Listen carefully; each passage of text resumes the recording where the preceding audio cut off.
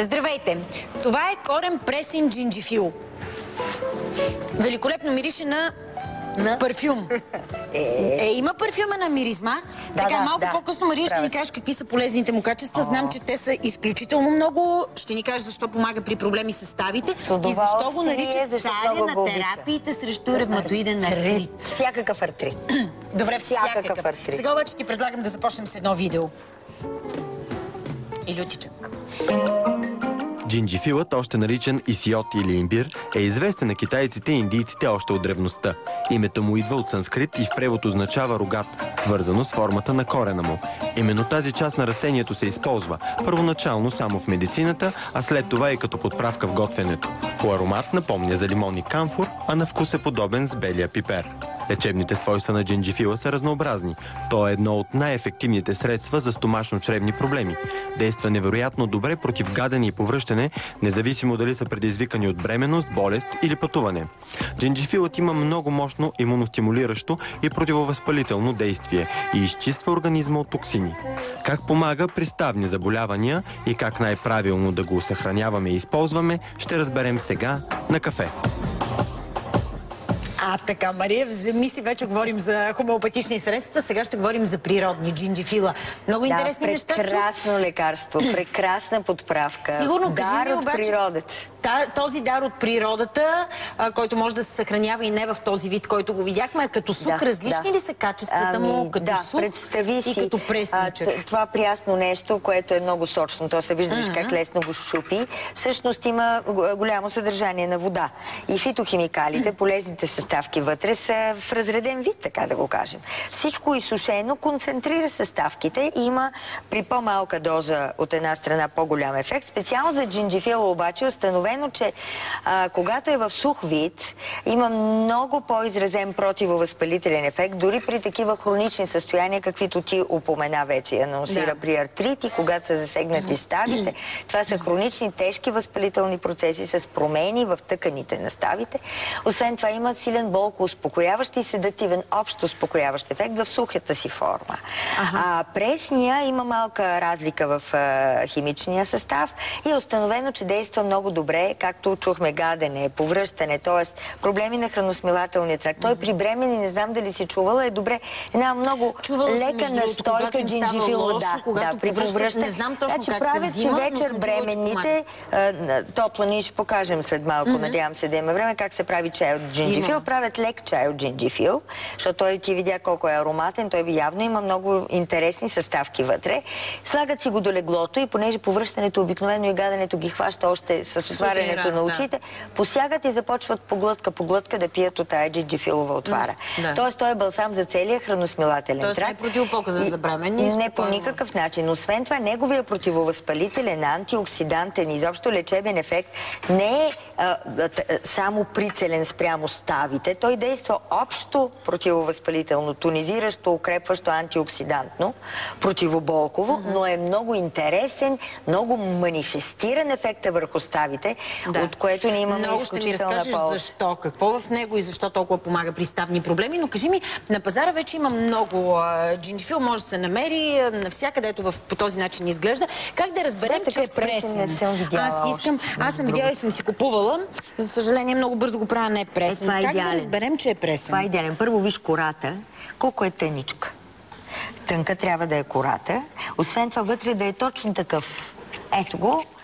Жълтеникава, равна, жълтеникава повърхност, няма никакви кафяви петна. Може да е, понеже този е наистина изключително пресен и хубав, може да е малко по-кафеникав, обаче трябва да няма тъмни петна и да е равна повърхността. Много лесно се бели. Аз не знам, тъй като с теб казваме колко ценни вещества има в корите на много растения, не знам дали трябва да се бели, но понеже съм фен на кулинарни предавания, гледах Жак Пепен, който с една лъжица за секунди обели един джинджифил, не с нож, а с лъжица и беше много леко се сваля кората. Аз лично съм привърженик кората да си остане, макар че не съм чела конкретни изследвания как са разпределени съставките кора към сърцевина. Така се вижда стария джинджифил. Ето там зрителите го виждат на екран. Трябва да има тъмни петна. Това е индикация. Да. Има вътре като изсъхнали като такива. изсъхне, има тъмни петънца, по-тъмни петна. Това вече е указание, че джинджифила най-добре да си го изсушат. Той така или иначе е тръгнал да съхне. Той е ценен като сух, както казахме. Той може да се съхранява, само не трябва да се слага по никакъв начин в найлонова турбичка и добре да не стои в хладилник. Ако искаш да го запазиш този аромат парфюмения, както ти каза, вкуса лютивия, добре е да го сложиш в някакъв съд и да го залееш с водка или шери. Да, той е част от лютивото къри. Така че джинджифила е традиционно лекарствено и кулинарно средство. Докато ти ни кажеш как се съхранява, защото освен това, сухия корен по същия начин не се изкушавайте, уважаеми зрители, да го слагате в хладилника. Ако го сложите, по никакъв начин да не е в найлонова турбичка и да няма конденс, да не е долу в тези части на хладилника, където кондензира. Защото съм използвала малка част, съм купувала голям корен, да речем като този, и използвам една малка част. За съжаление, нищо не го правя, съсипвам го, оставям си го в хладилника и той се спаружва един такъв става. Хладилника е до една седмица е добър. Аз очевидно съм го държала доста иначе, повече ако това нещо се изсуши, може няколко месеца, 3-4 месеца да трябва по-мъничко да си го използваш. Ама изсушаването ти каза, първо не трябва да, ако остане в хладилника, да не е той не се суши в хладилник. Трябва да се суши на стайна температура. Да е стоял в хладилника. На леко слънце. Пролетното не е достатъчно обаче. Аз съм виждала, между другото, в китайски заведения корен джинджифил в някакви стъкленици с спирт, предполагам, или нещо такова. Да, може и спирт. Явно... Водката е достатъчна, нашата домашна ракия, шери. Това са течностите, в които могат да се извлекат полезните съставки. Може да се използва и се използва в кулинарията много на широко. Много хубаво, да. Казахме, че се използва корена на това целебно растение. Кои са те пък толкова целебни свойства в него? Има много. Това, което налютява, това, което е спецификата на този корен, това са едни смолисти вещества, етерични масла, има нишесте, т.е. той има и хранителна стойност. Той е богат на въглехидрати, има танини вътре. Интересни са, разучени са някои от активните съставки, защото цялата композиция, тя при всяко едно растение ще не остава загадка. Но тук в случая са извлечени вещества, които са наречени гингерозиди. Има един гингерол, който е изследван много успешно. Изобщо за джинджифила има проведени по съвременен тертип, бих казала, фундаментални научни изследвания, клинични проучвания върху хора, които да покажат неговите лечебни свойства. Лечебни свойства, свързани с ставите, с артрита, това, за което искам да поговорим сега. Дали ти подкачи, че е царя? Ами така прочетох, че е царя на терапията срещу ревматоиден артрит. Ти каза не само ревматоиден, въобще артрит. По принцип, ние сме хронично възпалени. Използвам случая да подсетя отново зрителите, че по начина, по който се храним и живеем, всички фактори екологични... Ето, по начина, по който пие кафето, киселинността в организма ми се увеличава. Затова веднага 2 чаши вода. Да си кисел и да си възпален, ти поне си слаба и финна, ми по-пълничките са си възпалени изобщо. Пшеницата, която едем на здраве, уважаеми приятели, с вода, пшеницата ни възпалява, така че дори в кулинарията хората да го използват по-често, пак е голямо предимство с неговия общ противовъзпалителен ефект. Ти след малко ще дадеш съвети как можем да прилагаме и да се възползваме от лечението. Обаче той си е едно истинско лекарство и затова и се прилага вече в такива форми, защото наистина има уникален противовъзпалителен ефект. Има обяснени механизмите, може би не всичките, но така или иначе медиатори на възпалението в човешкия организъм, тези вещества, които отиват и покоросват тъканите да се възпаляват, това са вещества, отделни фракции от голямата група на клетъчните хормони. Ако си спомняш за зоната, като говорихме за клетъчни хормони. Да, ма не мога да сета нито един, за съжаление. Айказаноиди се казват. Да, ама има простагландини, левкотриени, интерферони и тромбоксани и какви ли не други, които са отделни групи, които имат специфични функции. Които провокират възпалението, до възпаление. Но най-вече въобще в организма на възпаление. Въобще в организма възпаление. Но специално към ставния елемент на човешкия организъм са така ориентирани няколко групи левкотриени и няколко групи простагландини. Ето една чудесна става. Значи този лъскав, прекрасен хрущял много често става нащърбен. В турбичката, която с течността си храни ставата, наречена синовиална течност и съответно оставна турбичка или синовиална турбичка. Ето виж от киселините какви прекрасни промени настъпват. Да. Това нещо, ето виж изкривени от артрит става.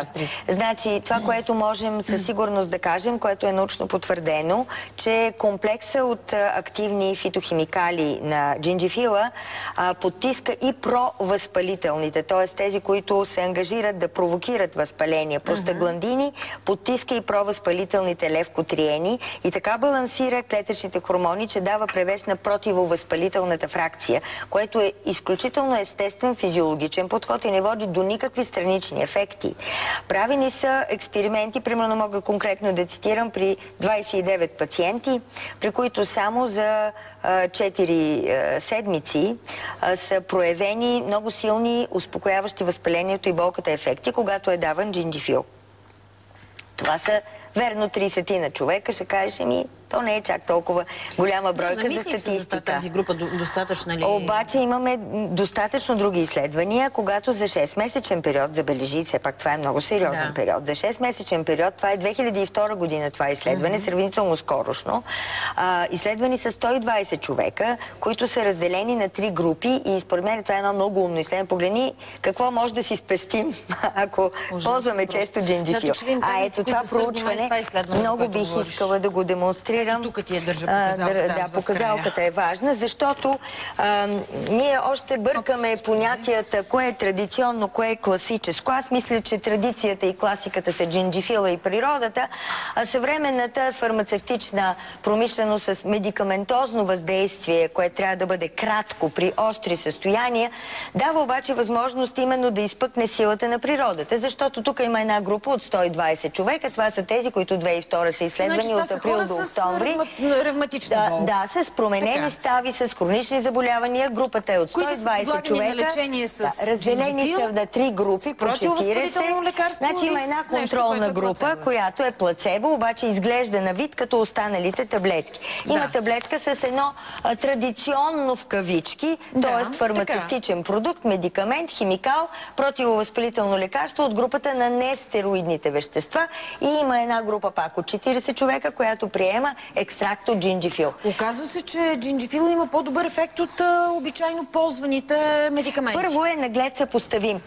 Ако трябва да видя оригиналната статия, може би няма да има статистически достоверна разлика между двете групи, но важното е, че групата, която е с плацебо, си има една много сериозна болка след тъй нареченото лечение. Ето това е беличката колонка. Намалява силно болката, като са изследвани 2 параметъра. Интензивност на болката при покой и интензивност на болката при движение, което е различно и е различен тип дискомфорт. И при двата случая, след малко ще видим втория, всъщност има намаляване при хората, които възприемат, които приемат екстракт от джинджифил и които приемат противовъзпалителния медикамент, които са напълно съпоставими. Тоест, ефекта на джинджифила, това, което ние, възпитаните в съвременната медицина лекари, не разбираме и не вярваме, ефекта на джинджифила е напълно съпоставим с ефекта на медикамента от нестероидната група, които изписваме, но те имат изключително странични ефекти. И втората графика, която показва... Да, при тях знам, че често има проблеми с стомаха. Ние сме говорили с теб при тези, които се изписват точно за ставни възпаления. Те са много тежки химикали, те блокират определени рецептори, предизвикват общ дисбаланс, минават през черния дроб, токсичен са за черния дроб, за бъбреците. Тук говорим за природно средство, което странични ефекти. Да, няма странични ефекти. Може много да ти залюти, ако го едеш така. Но има начини да го приемаш на капсули или на таблетки или на тинктури, така че то... Има още една таблица, каза, да видим и нея. Тя е с друга група или с други параметри? Тя е със същите хора, само че болката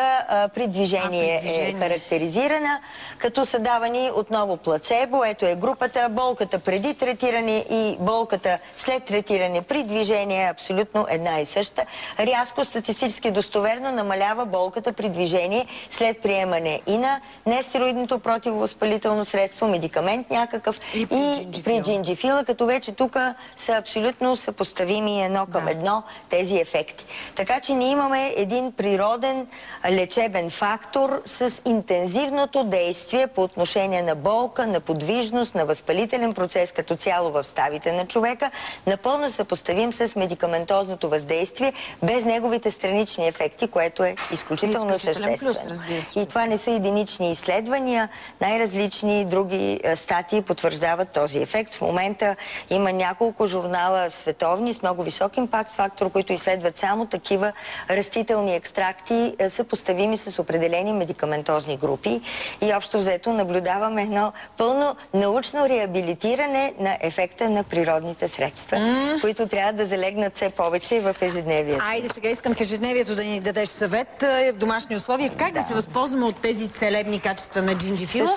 Тук съм ти подготвила една, не мога да кажа мини лаборатория, мини кухня домашна, защото няма да правим химически експерименти, нещо, което всеки вкъщи може да използваме и пресен и сух джинджифил, но понеже сухия е много концентриран, една чайна лъжичка... Чакай, ще донеса чашки да си направим първо чай, защото това е най-обичайно. Ако има там някаква чайна лъжичка, е добре, за да демонстрираме, че една чайна се равнява на всъщност ефекта на една супена. Така. Тоест, дай ми тази. Ето така служи, че да виждаме. Тази е малко по-малка от чайна. Така, ще ти донеса гореща вода. Колега, само че с горещата вода нямаме ли нещо, с което ще сипваме по-лесно тая вода? Няма ли се спука от гореща? Аз би го настръгала с кората, защото не съм срещнала още проучвания дали тя е безполезна и за да не изпусна някоя друга ценна съставка. Точно така, само с кората, така ти искам. Тя е прясна и тънка и не затруднява никак този процес. Трябва да настържим една... По-добра съм от теб в кухнята. Джинджифила не си ползвала, виждам. Трябваше да го настържиш. То ще ни трябва и без това настърган, но и наситничко става. Наситничко за чая, това за кашичка ще е по-добре. Добре, кашичка ли ще правиш? И кашичка ще правя. Защото баба Пенка, горката, дет коленете и са станали такива, трябва отвътре да пие, отвън да слага, иначе няма да стане толкова бързо. Дай сега. Така, този го слага и тук в чашката. Ще направим една чашка пресен и ми трябва поне 2 такива лъжички. Докато от сухия... Дай в другата чашка, прави сухия, докато аз ти настържа този. От сухия половин... Значи добре е да се взима 3 пъти на ден за вътрешна употреба, ако е пресен по 5 грама, иначе по... Може би стига, защото аз го слагам малко на... Достатъчно, да. И сега трябва да запарим просто и да стои 15 минути. Добре. Запарка се прави, не се вари, уважаеми зрители, защото е изключително силен. Това значи, че не трябва в тези чашки направо да го правим, а в нещо друго и да прецедим, въпреки че аз обичам да не си прецеждам, да ми се оттъи и така да си изпитам нещата. 15 минути заклюпвате, сега ще го заклюпим. Стои, прецеждате когато е така. Така. Ситно, този ще се оттъи. Трябваше ли да го разбъркаме първо? Айде да го разбъркаме. Хубаво е да разбъркваме с пластмасова лъжичка. Виж, наистина има етерични маслца, защото отгоре се отдели маничко, мазничко такова. Сега, има захаросани форми, има най-различни форми на нарязани кръгчета корен, които могат да се дъвчат през деня. Така ли това не съм го виждала? Да, аз съм дъвкала съвсем скоро дъвка. Аз предпочитам да не е захаросан. Можете да си издъвчете едно малко парченце, много лютки. Сега, добре е да се подсигурим и отвън и отвътре. Значи, за едно сериозно лечение трябва поне 3-4 месеца да се прилага отвътре като настойка в кухнята. Може да се прави, разбира се, с шери, както казахме, за да е по-приятно и да се извади напоеното с алкохол коренче и да се дъвче. Да. Канете на кафе джинджифилно шери, ти ще ми откажеш кафето, но шерито не. Аз ще го замена с чай от джинджифил кафето и съм готова. Сега правиме от прясната, само че няма да взимам с метал. Не е добре метални повърхности да се допират. Това е една супена имаме дървени лъжички, имам приятелката ми и на отбали ми донесе, знаеш какви хубави кокосови лъжички. Трябва да ги донеса тук да ги използваме. Сега ще направиме. Така, какво правим сега, ми кажи? Разбъркваме с хладката вода и правим кашичка. Това е единия вариант. Така.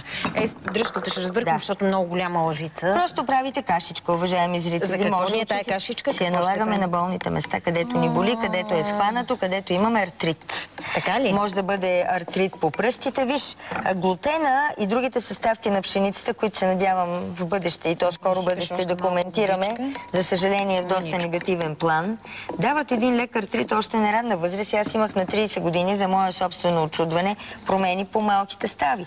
Така че обаче да си направиш една лапичка тук, където почват вече да укрупняват ставите и те боли, е прекрасна идея. Освен това, на коляно, на лакет, навсякъде по болните места. Тара ми казва слушалката, че нейна позната има дете на 3 годинки с артрит. Да, така е. На 3 годинки това може ли да се прилага? Изпраща му сърдечен майчински поздрав. Веднага майката да махне, може да се прилага, разбира се. За отвътре е много по-ниска дозата, но отвън може да се прави това, което в момента показваме. Важното е да махне това дете всички крави млечни продукти и всякаква пшеница и зърнени изделия от храната. Защото на 3 години то вече достатъчно храна има. Да не изместваме темата, дай да направим и други кашката, с която, чакай, сега ще се намажа, ще ми люти ли на кожата? И трябва да сложиш отгоре, да, ще има някакъв ефект, може да се и зачерви. За по-чувствителна кожа, добре е да намажете, да речем, с индиферентно масло, а можете и вместо вода да сложите малко алкохол и спирт за тази кашичка. Вари отгоре нещо да се задуши, да се Да, само че не с найлон, защото ще стане наистина голяма запарка, с някакъв памучен плат. Да си представим, че това е марличка или някакъв памучен плат. За по-едрия вид кашичка, ето този, марлята ще се напои и ще отнеме част от ефекта, така че е добре да сложите. Това е с преска и джинджифил, същото нещо правиш. Пергаментова хартийка е най-добре. Не, говоря тази кашичка, която правиш с... Така. Може да се направи, както казах, с равни части вода и спирт или само с спирт, но тогава всеки ден ли е добре да се дразненето върху кожата ще е по-голямо. Абсолютно всеки ден, да. Да стои поне 5-6 часа, да се пие отвътре. Тя има една по-елегантна и по-бърза система, която също действа много добре. Знаеш за ароматерапията. Ами това е носещото масло, което така добре дадено, ще ни стигне за цялото тяло. Увеличава се обема на маслото, бадемово масло, да. Носещо масло, върху което изсипваме активното масло. Така се прави в ароматерапията.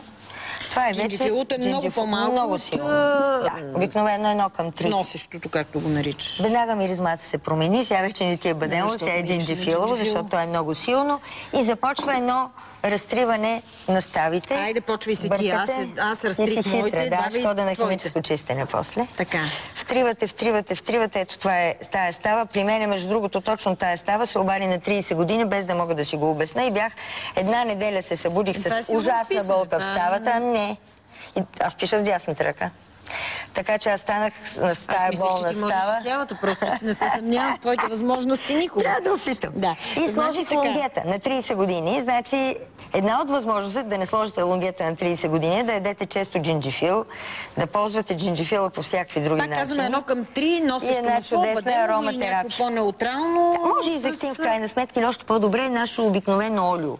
Чувала съм от ароматерапевти, че олиото е по-добре, като основно, като носещо и джинджифилово масло. В аптеките има джинджифилово масло.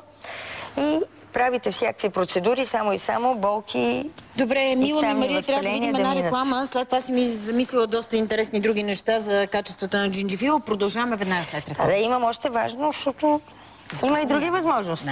Не се съмнявам. Да си подобрим.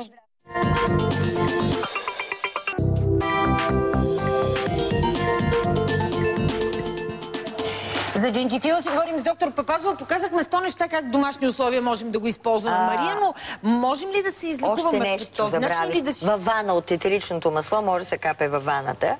И също е много приятно, защото има сълце. Добре, това може да ни помогне да облегчи състоянието, да ни излекува? Аз съм на принципа, и състоянието на човечеството като цяло, ставния му синдром, възпалителните процеси, тия хронични артрити, които виждаш при мене, всъщност започнаха още на 30 години и при повечето хора са така, всъщност са обект на въздействие от сухия стандартизиран екстракт, приложен като хранителна добавка. Това е по-добрия вариант на фона на всякакви останали възможности за консумиране. Може да правим определени почивки, примерно 3 месеца приемаме това природно лекарство под формата на някаква форма, направена и намерена по аптеките, и същевременно вкъщи го използваме и като подправка, и във ваната, и като чай. Така ще е по-добре, защото ние имаме прекалено много фактори, които конвергират към възпаление и към ставно възпаление, и към артрити. И ние ми слагаме в медицината някакви там етикети, псориатричен, пък ревматоиден, пък такъв, онакъв. Това си едно възпаление с разрушаване на ставата, с отток, с болка, симптоми, срещу които прицелно действа джинджифила и други съставки. В природата е добре да създаваме по-комплексни природни лекарства. По-концентрирано. Да, и за да използваме синергичния ефект. Значи, ако намерим заедно с джинджифила с тези прекрасни ефекти, които очертахме... С теб сме си синергичния ефект, с теб сме си говорили за много природни средства, които се оказва, че като се комбинират с други природни средства, ефект е много по-голям. Да. Не, примерно А плюс Б плюс В равно на АБВ ефект, а е на много по-голям ефект. Този синергизъм може да бъде много добре използван и е използван в форми, които съчетават джинджифила с естествен глюкозамин. Естествен значи натурален, но извлечен не от морски обитатели и разни други компрометирани поради замърсеността на океана най-вече. Тежки метали. Фракции от планктона. Най-добре е да се извлича от царевица и да бъде специална сол на глюкозамина. Знаеш, глюкозамина, той храни ставата, той изгражда ставата, но може да бъде ацетилна форма, може да бъде сулфатна форма. Ацетилната се разпада и не стига до ставата. А сулфатната пък краде от минералния състав на костите и намалява витамин Е. Значи, нали, не е за предпочитане, да. Най-добре сега е установено с изследвания, разбира се, хидрохлоридната форма. Ето там се рисува една прекрасна става, очертава се ставата.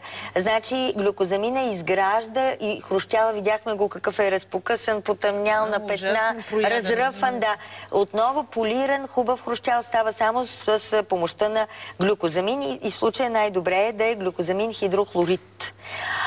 Освен това, глюкозамина много добре се съчетава с джинджифила по принцип.